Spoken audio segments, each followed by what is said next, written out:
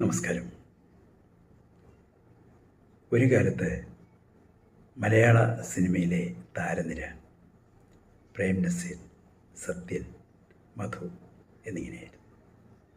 ഗൗരവമേറിയ കഥാപാത്രങ്ങൾ അവതരിപ്പിക്കാൻ സത്യൻ, കാമുക വേഷങ്ങളിൽ പ്രേം നസീർ, സാധാരണക്കാരുടെ വേഷങ്ങൾക്ക് മധു, ചെമ്മീനിലെ പരീക്കുട്ടി തുടങ്ങി ഓളവും തീരവും, ഉമ്മാച്ചു തുടങ്ങിയ നാടൻ കഥാപാത്രങ്ങൾ, സാധാരണക്കാരായ കഥാപാത്രങ്ങൾ. മധുസാറിനെ ഞാൻ പരിചയപ്പെടുന്നത് ബാലേന്ദ്രമേനോൻ്റെ ആദ്യ സിനിമയുടെ സെറ്റിൽ വെച്ചാണ്. നങ്ങാശ്ശേരിൽ ശശി എന്ന ഒരു പുതിയ നായകൻ എൻ്റെ സുഹൃത്താണ്. മധുസാറിനെ പോലെ മലയാള സിനിമയിലെ വേറിട്ട കഥാപാത്രങ്ങൾക്ക് ജീവൻ നൽകിയ അസാധാരണ പ്രതിഭയോടൊത്ത് അഭിനയിക്കുക എന്ന് പറയുന്നത് തന്നെ അന്ന് ഒരു ചലഞ്ചാണ്. ആ ചലഞ്ച് ശശി ഏറ്റെടുത്തു. മലയാള നാട്ടിൽ എത്തുമ്പോൾ മധുസാറുമായിട്ട് കൂടുതലെടുക്കാൻ കാരണമായത് മലയാള നാടിൻ്റെ ചീഫ് എഡിറ്റർ ശ്രീ എസ്.കെ. നായർ മധുവിൻ്റെ സഹപാഠിയും സുഹൃത്തുമായിരുന്നു. മധുവിനെ വെച്ച് തന്നെ അദ്ദേഹം ചെമ്പരത്തി എന്ന് പറയുന്ന ഒരു സിനിമ എടുത്തു. പിന്നെ ചായം, മഴക്കാർ തുടങ്ങിയ സിനിമകളുടെ നിർമ്മാതാവായിരുന്നു ശ്രീ എസ്.കെ. അപ്പോൾ മലയാള നാട്ടിൽ ഇടയ്ക്ക് മധു വന്ന് പരിചയപ്പെട്ടു. പിന്നീട് തിരുവനന്തപുരത്ത് പോകുമ്പോഴൊക്കെ കാറിൽ അന്നത്തെ ഡ്രൈവർ ശങ്കരൻകുട്ടിയുടെ കയ്യിൽ മധുസാറിനുള്ള സമ്മാനം എസ്.കെ. സാറ് കൊടുത്തയക്കും. അത് മധുസാറിൻ്റെ കയ്യിൽ കൊടുക്കുക എന്നുള്ള ജോലി എനിക്കും മറ്റൊരു പത്രാധിപരായിരുന്ന ചാത്തന്നൂർ മോഹനുമായിരുന്നു. അങ്ങനെ മധുസാറിൻ്റെ വീട്ടിൽ സംസാരിച്ചിരിക്കാനും അദ്ദേഹവുമായിട്ട് കൂടുതലെടുക്കാനും ഉള്ള സാഹചര്യം ഉണ്ടായി.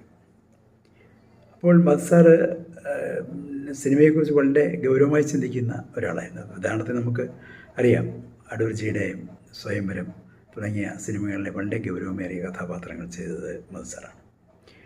അപ്പോൾ അടുത്ത കാലത്ത് ഒരു പത്രത്തിൻ്റെ വാരാന്ത പതിപ്പിൽ മധുസാറിൻ്റെ ഓർമ്മക്കുറിപ്പുകൾ വന്നപ്പോൾ അതിൽ മലയാള നാടിൻ്റെ കൃഷ്ണൻ നായർ എന്നാണ് അദ്ദേഹം എസ്.കെ. സാറിനെ വിശേഷിപ്പിച്ചത്. അപ്പോൾ ഞാൻ ഫോൺ ചോദിച്ചു, സാറേ ഈ കൃഷ്ണൻ നായർ എന്ന് പറഞ്ഞാൽ ഒന്നാമത് എം കൃഷ്ണൻ നായർ സാറ് അത് മലയാള നാട്ടിൽ എഴുതുന്ന ആളായിരുന്നു, മലയാള നാടിൻ്റെ സാഹിത്യ പാരമ്പര്യം. പിന്നീട് യഥാർത്ഥത്തിൽ എസ്.കെ. നായർ സാറിൻ്റെ പേര് കൃഷ്ണൻ നായർ എന്നാണെങ്കിലും അധികം ആർക്കും അറിയില്ല, എസ് കെ എന്നേ അറിയുള്ളൂ. അപ്പോൾ ഞാനിത് പറഞ്ഞപ്പം മാസ്റ്റർ പറഞ്ഞു, അതൊക്കെ ആളുകളൊക്കെ അങ്ങനെ പറയും, പക്ഷേ എന്നെ സംബന്ധിച്ചിടത്തോളം എസ്.കെ. നായർ കൃഷ്ണൻ നായർ തന്നെയാണ്. ഞങ്ങൾ ഒരുമിച്ച് പഠിച്ച് ഒരുമിച്ച് വളർന്ന ആൾക്കാരാണ് എന്നായിരുന്നു മാസാറിൻ്റെ മറുപടി. അപ്പോൾ അദ്ദേഹം എല്ലാ കാര്യങ്ങളെയും വളരെ ലാഘവത്തോടെ കാണുന്ന ഒരു മനുഷ്യനായിരുന്നു. അതിനെ ഞാൻ പെട്ടെന്ന് ഓർക്കുന്നത്, ഞാനും മധുസാറും കൂടെ അന്തരിച്ച സംവിധായകൻ ഹരികുമാറിൻ്റെ മകളുടെ വിവാഹത്തിന് സംസാരിച്ചിരിക്കുമ്പോൾ സിനിമാ സംവിധായകനായ V R. Gopinath, Kerala state film development കോർപ്പറേഷനിൽ നിന്ന് ഗോപിനാഥ് വി.ആർ.ജി അടുത്ത് വന്നിട്ട് ചോദിച്ചു, അല്ല നിങ്ങൾ രണ്ടുപേരുടെ ഒരേ പ്രായമാണോ? കാരണമൊന്നുമില്ല, ഞാനും ഹെയർ ഡൈ ഉപയോഗിച്ചിരുന്നു, മധുസാറും ഹെയർ ഡൈ ഉപയോഗിച്ചിരുന്നു. അപ്പോൾ ഈ കറുപ്പ് കണ്ടിട്ട് നിങ്ങൾക്ക് രണ്ടുപേർക്കും സമപ്രായമാണെന്ന് തോന്നുന്നു. ഒരു മധുസാർ ചിരിച്ചു പറഞ്ഞു, വി.ആർ.ജി, ഈ കറുപ്പടിച്ച് കണ്ണാടിയുടെ മുമ്പിൽ നിന്നാൽ നമുക്ക് പ്രായമായി എന്ന് തോന്നുന്നില്ല, മാത്രമല്ല നമ്മൾ കൂടുതൽ എനർജറ്റിക് ആവും.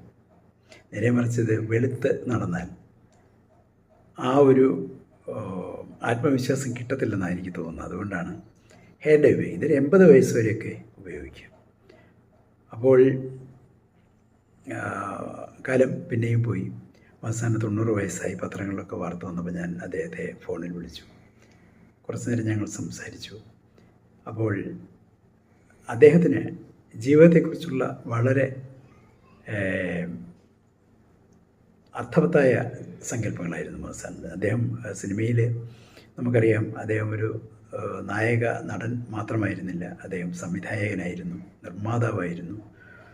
സ്വന്തമായൊരു ഫിലിം സ്റ്റുഡിയോ തിരുവനന്തപുരത്ത് സ്ഥാപിച്ചു.